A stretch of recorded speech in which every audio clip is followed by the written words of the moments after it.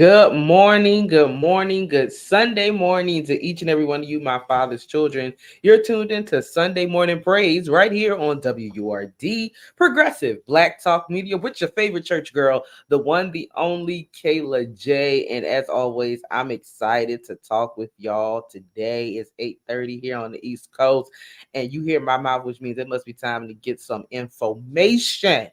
And today, I am so excited to continue my series, Gospel Music, Past, Present, and Future, with none other than the illustrious and profound Dr. Emorja Roberson. Good Sunday morning. Hey, good Sunday. How are you?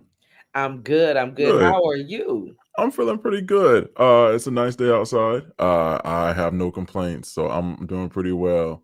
That's that's wonderful. That's wonderful. Gotta Yeah. let you know while the people are in the midst. I have told him privately, but I want y'all to hear me say they have enjoyed that first part of the series.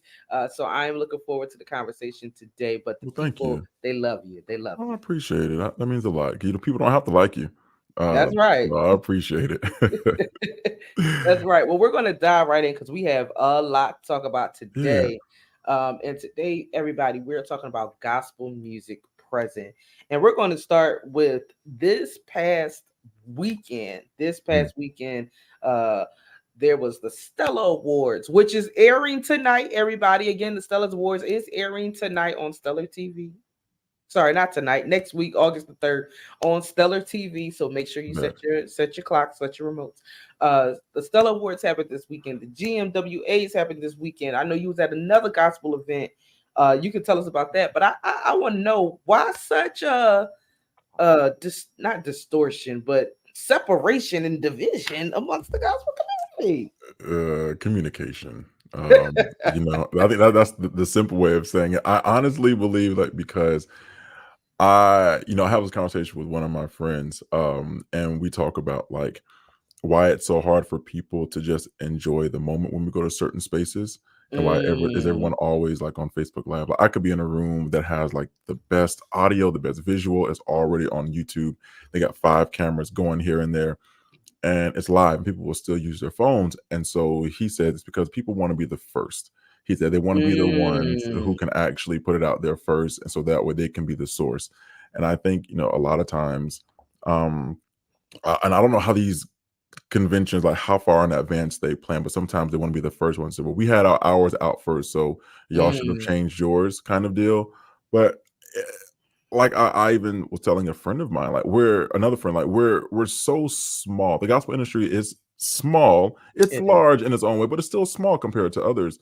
And so it's hard for people to go to all of these things. And then you look at even the types of gospel. Is this more so of the mainstream gospel platform? Is this more so of those that may be like a B-list kind of gospel, in the sense of, do they feel welcome in that community? And if not, do they go to Mm. the others where they know that they are welcome and affirmed? So it's just a lot. And because also there was another one down south, which is UMAC, if I'm not mistaken. So that was in Fort Lauderdale, and then there was Wow. also another one going on in Vegas, which is NAM, the National Association. Wait, now, Yeah, the Negro. now, yes, that was this weekend. Yeah. So, and then of course I know Dorsey is right after all that. So Dorsey was the only one that was separated, which I don't think there are any other conventions going on during the time of Dorsey in Philly. But um, yeah, yeah, That's crazy. yeah. Because for them to be happening in Vegas, where the Stellars is happening, that's a lot of people. Mhm. I, I didn't Yeah, even look at it that way, and I definitely saw somebody, post about it, and it totally wrecked my yeah, mind. But like you said, communication. But I wonder, as we sit and we look at present day gospel music, right? Like you said, yeah, it's so large, but yet it's so small. yeah, In a lot of these circles, it's kind of the same people going to the same conventions. It is separated by A list to C list. I ain't gonna say nobody's on the B list. Uh, but if we're all supposed to be talking about the love of Jesus and unifying to be one big family, Mhm. why can't we even come together for these conventions? What is your take? His take is not the sound word. I'm just asking his take, everybody. I mean, let's be honest. Even for our black families, do we really come together unless it's a funeral as much as we really should? That's very true. And like these celebrations where we are, affirming our black artists and the work that they put out, it's one of those situations where I really don't know if there will ever be a time where everybody who is affiliated with a particular community will all be in the same space. I think Mm, because there are too many options. Like we talk about, like even in church, for example, um, it. I think when actually let me back up. In school, I'll say when I was here at Notre Dame, we had the gospel choir, which mhm. was big for of course, African Americans who were not Catholic, but they wanted that black church experience still on a Catholic in a Catholic space.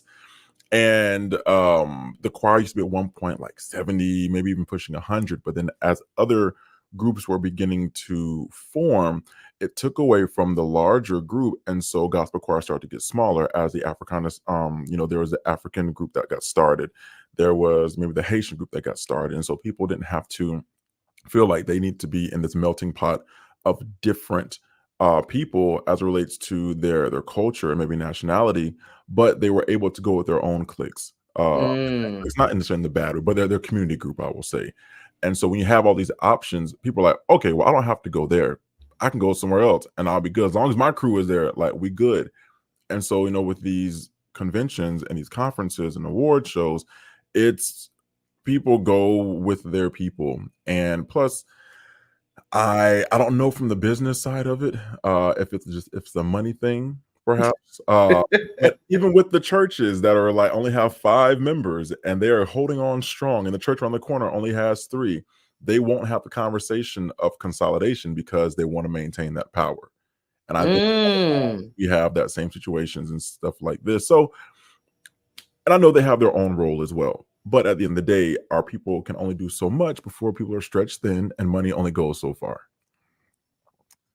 That is very true. And it's funny because a colleague of mine, Liz Black, out of New York, she said that in a Facebook post, she said, "I don't know if the fella's gonna see me next year because money is thin." Because, Yeah. as you said, the Dorsey convention is this week, but also the Gospel Announcers of America this week. I couldn't go. It's Oh. in Memphis, so they just was at the Hmm. Stellars, all the Gospel Announcers, Yeah, and certainly. now we're meeting together Yeah. as a team to just talk about how we keep gospel music going on the radio. Yeah. Money is thin. Money Yeah. money Well, listen, is this thing is thin. thinning somebody's baby hair. Y'all gotta get it together.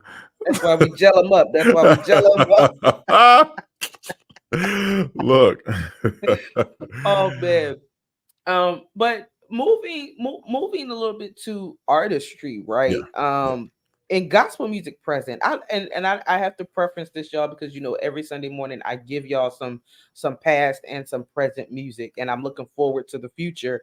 But what I've noticed in gospel music present is there are not a lot of traditional artists anymore. No. It baffled me. It baffled me that even when Jacqueline Carr was 16, 18 years old, Mhm. she was winning traditional gospel artist of the year.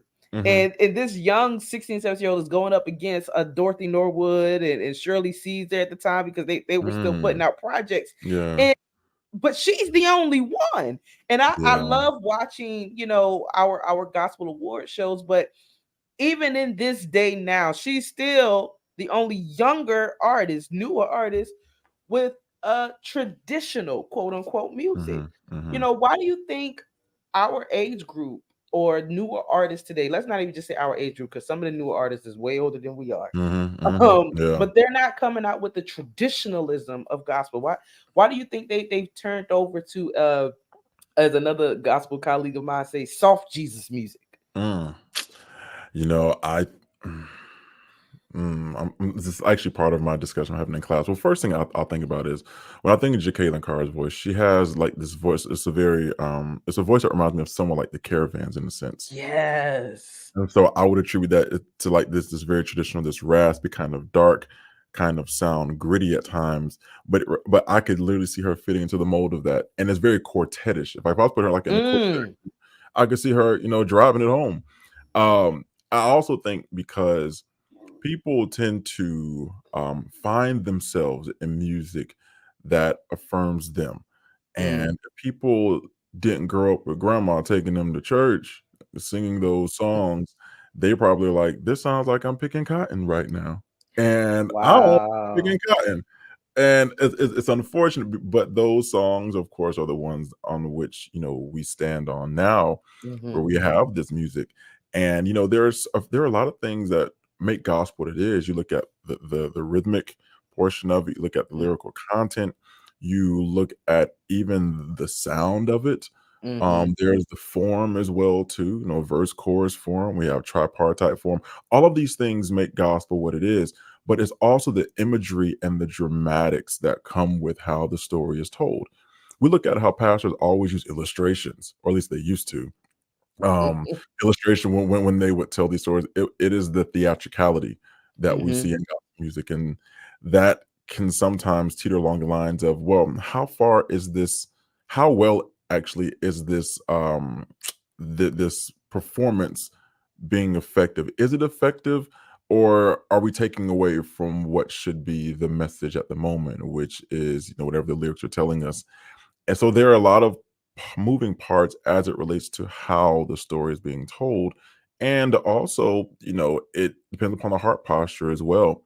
So Mm. circling back to, the tradition of it, I think that as we have expanded the sound of gospel, that people are keeping close grip with what they have now and slowly losing what there was before. Mm. Do you think the message is still getting across? So like one thing I've also noticed in present day gospel music versus a traditional gospel music, that of a Shirley Caesar, of the Caravans, Mhm. the Hawkins singers and whatnot, they said Jesus. Yeah. Bright and morning star. I remember I learned what the Rose of Sharon was by listening to Yeah. gospel Yeah. I music, was like, share my mama name. How can I share the rose? Exactly, right. But now, we don't even I don't know about you, but in a lot of new music, I don't hear Jesus, the Mhm. name. Yeah, well, I radio. yeah. So, Mhm, do you think the gospel message of that Jesus died for us, he is our savior, he's the mhm. king, do you even think that message is still getting across, or is it just feel good, and as our radio station here in Philadelphia says, inspirational Yes, that music? that is you're hitting on the door right now, and it's one of those things, honestly, like, I was reading a story in this book, where it was talking about the Hawkins singers when they just got, heard by this one radio announcer who really liked their music, which sound like rock gospel. Mm-hmm. And of course, that was also during the time of, like, Andre Crouch as well too, and they were Mm-hmm. doing this stuff on TV. There's Billy Graham, all of these things, and they were getting exposure. So but there was a message that was passed to Edwin Hawkins, and he was essentially told that he has to limit the times that he says Jesus, Oh Lord. and he would, and it says like, but that's the purpose of all of this. Like Yeah. I'm a firm believer in my faith, and I have no problem proclaiming that. However, however, in order for their music to get played, and in order for exposure to increase, they had to minimize, even then, how many times they said it. Now, I don't know what the level of awareness, or I'll say strictness, was between from there to where we are now. It's probably even worse now. Probably. But I, even with how we're looking at it now,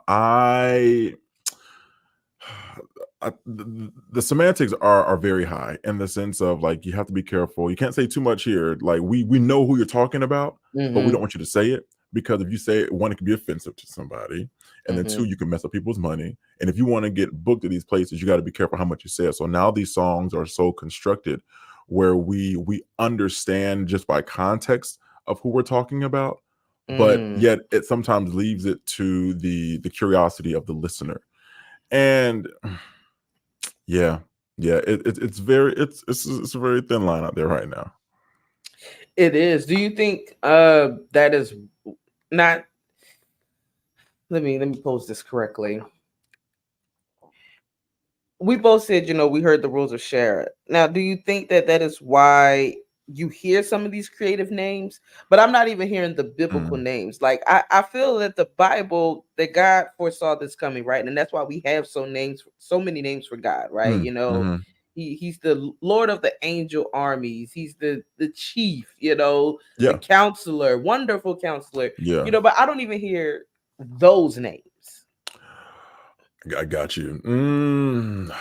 You know, that's a really good question. The strategy for writing music has also been a little different. I'll say it this way, and I think we briefly talked about this last time. And actually, I'll even go here. Compare Kirk Franklin's first project to where it is now, Oh, and how he has, and how his lyric content and the way that he's written his music has changed a bit. a lot Kayla. of it. So, but I I'm mean, like, sorry. I think about even like the singers, Um, in the sense of like, we look at the poeticness of, and I'm clearly probably making that, but the poeticness of the lyrics and how it has changed over time. But there's been so much influence, perhaps, by non-black genres, and of course, we're like, what? All genres don't have no color. Yes, they actually do. they do. They But do. looking at maybe Euphoria, maybe even CCM, Yeah. how sometimes how they're very descriptive in the Mm-hmm. way that they would actually tell their stories. Just like we've been descriptive as well too. But I think sometimes the particularity that we have to also be aware of when it comes to writing music has to be so particular that we say enough, like I said, for people to know what we're talking about, but we also don't mess up our money. So, Mm, but and I do know that with artists, people evolve, and I yeah. certainly give space for that. Uh, but I also believe in don't lose your signature. I won't say Mm, become so robotic, because because I guarantee you, with the way that things are going now, of course, things are always revolving. Like we see the French roll back in style too, and that Dottie Peoples, rise up. It's your time, Auntie Dottie. This is your time. I'm here for she it. never lost with her diamonds too. Yes, this is her time. She need a new album cover. It like legit, like these things.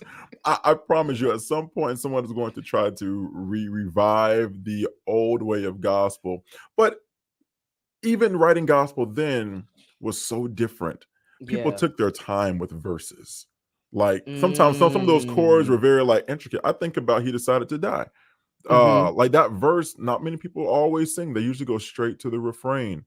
Um, yeah. So needless to say, I hope that at some point people do revisit the work and the form that we created when it comes down to writing. So therefore, we don't lose who the song is really about. Just say the name Jesus. It's okay. Just say the name. Yeah, that's good, and that leads me right into this question that we kind of ended off last time. I don't want to make sure I give you enough time to talk about it. Yeah. Are today's artists entertainers or are they ministers of the gospel? I think about some of the major artists of gospel past, right? And I'm Mhm. I'm, I'm gonna say it this way, so Yeah. hopefully people that are listening get it. You got the Bishop Richard, Mr. Clean White, the Bishop Rance Allen, the evangelist Dorinda Dr. Dorinda Clark Cole, evangelist Karen Clark Shear, Bishop Hezekiah Walk. He's kind of new, but Bishop Reverend James Cleveland, Mhm. Reverend Timothy Wright, Mhm. Mhm. they were ministers of the gospel that Mhm. happened to be singers. Yes.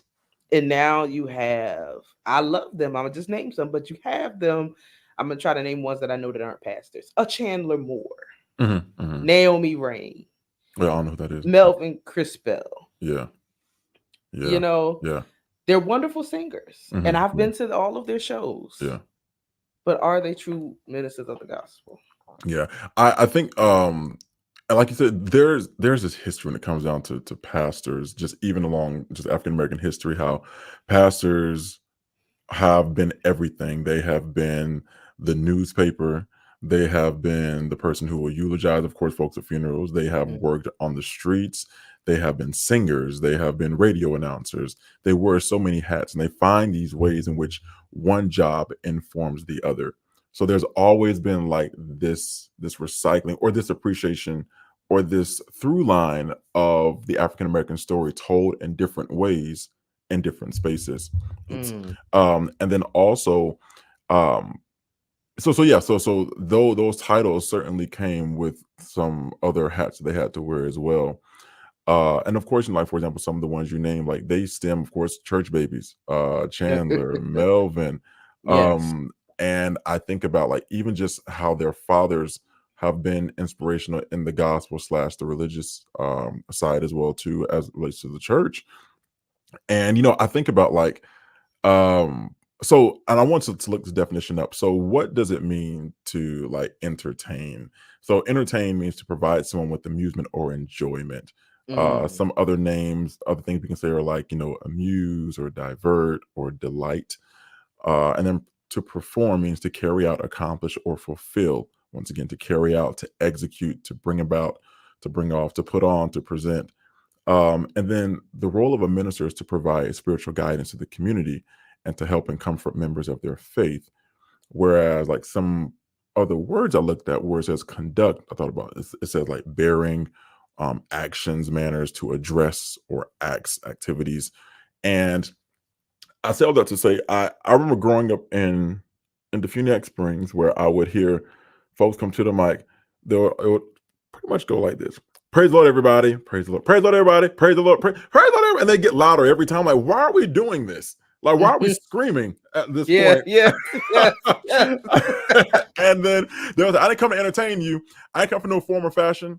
Well, you sort of did come from You saw form or it did. fashion Yeah. because we understand the form and the practice of this church is to make sure that we are engaging with one another in this Mm. performance of blackness within the black church, because it goes back to Africa. There's always been like this interconnection between um the griot, and we also have the members of the community. Like that's just what it is.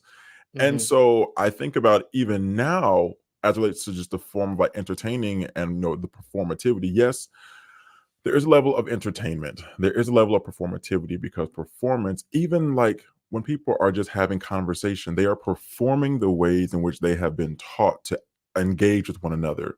They are performing regular conversation. And even with church, I think sometimes it gets really lost because the stage can be used for so many things. Mhm. And we see sometimes we can get a little lost in the lights. We get lost in the smoke, literally. And it just becomes a little overbearing. So sometimes we miss the message because of all of the technology. And Mm. and I'm a wit like I'm really biased on like I personally do believe that it can be a little distracting at times. But Mhm. people are like, we don't worry about all that. Well, it's sort of hard to say because if the role has always been for us to engage, if I got all these things standing in the way of me understanding what the message is about and the engagement of it, it blurs the lines at times. Now, Mm. but I also understand where we are today, social media, keeping people's attention. People have to do these things to ensure that they don't lose their audience's attention. I think it's a hard line right now. Mhm. And at the end of the day, I have to always go back to what is the heart posture. Mm. And I know what kind of music I like. I know what doesn't work for me, but I also know that I I don't belong to everybody's group. There's a lid for every pot, and I might not be the water that's boiling in that pot. So That was so country. I love it. I told you the Phoenix Springs. That was so country. So it's like I even think about Claire Ward singers. Oh God, Yeah. they had it really bad back then because they performed at Playboy Mansion. Mhm. So that, but the way that they performed, like the hair was a performance, the wardrobe was a performance, the choreography was a performance. I think about Rosetta Tharpe when she performed with Cab Yeah. Calloway. I Yeah. think about how Mahalia Jackson didn't want to be seen necessarily, probably maybe as a performer per se, because she was very strict. Like for example, in the article I'm reading, how she went to Europe, she was grouped as a jazz vocalist with Ella Fitzgerald, Billie Holiday, and Sarah Vaughan. And she's like, I Yeah. don't do that. Like I'm a gospel artist and I don't want to be grouped in with them. But the way in which it was seen was Mhm. like it was somewhat demonic, or also it was non-religious and based upon maybe the practice at that time when it came down to church. people want to make sure like you saw Jesus, you didn't see all of that other stuff because I am here for him. So, but as time has went on, we found ways to include some of the non-sacred practices within our music. But unfortunately, mainstream, there are some demands on artists to ensure that if they want to be successful, they got to be inclusive. Inclusivity Yeah. in the kingdom. That Mhm. sounds like a whole nother series. Yeah. Uh, wow, that's really good. That's really good. Yeah. Our time is quickly coming to an end. We have just a few moments Okay. left. But I want to get your take as a young artist, a Yep. young man in both ministry and in gospel and in education of our people for this. What would you like to see? I know we're gearing up for a gospel music future, but right now, today, in the next 2 years, what would you like to see the gospel music industry do? I would really like to see people continue to honor the music that actually came first when it comes down to Black music. I want people to have an understanding of its importance and not throw the whole thing out because the lyrics that people sing today are because of what was sung before. It's because of what the Mm, spiritual told. The reason we know Diane Williams, Abraham over there, seeing it right, like we know because there's this imagery, there is this storytelling. I really hope people are out there not trying to mimic what has already been done, but creating something that makes them feel afraid because they are so different, but yet they are still staying true to what gospel is supposed to be. Don't lose the aesthetic of gospel um to find yourself so far in CCM that at some point people don't understand and appreciate the history from which you come, but they enjoy the entertainment that you bring to them. Like gospel is a two-way thing. There, like I said before, there's a religious aspect of it, and then there's a cultural part of it. But mhm. you can't have gospel without Jesus. You can't have gospel without Jesus. That's a Yeah, good nugget to end on right there. yeah. Dr. Emorja Roberson, thank you so much My again for pleasure. joining me here on Sunday Morning Praise. Please let people know how they can stay in touch with you and see all the things that you're doing, and please let them Yeah. know about your projects. Yeah, please. Listen, I appreciate you all so much. You can always follow me on social media. Just type in Emorja Roberson, Emorja, and for Instagram, for YouTube, make sure you subscribe to the channel because I'm putting out some videos soon from my recent project. You can go download my latest single, Who I Am, available on all platforms. You can check out the music video on YouTube as well, which I really hope you enjoy it. It speaks to Black empowerment and just a celebration of the Black body. You can also follow me on Facebook. Just type in Emorja Roberson. I'm there. TikTok Emorja. So I'm pretty easy to find. So yeah. Awesome, awesome. Thank you again. And folks, it's time for us to go to a commercial break. You're listening to WURD Progressive Black Talk Media.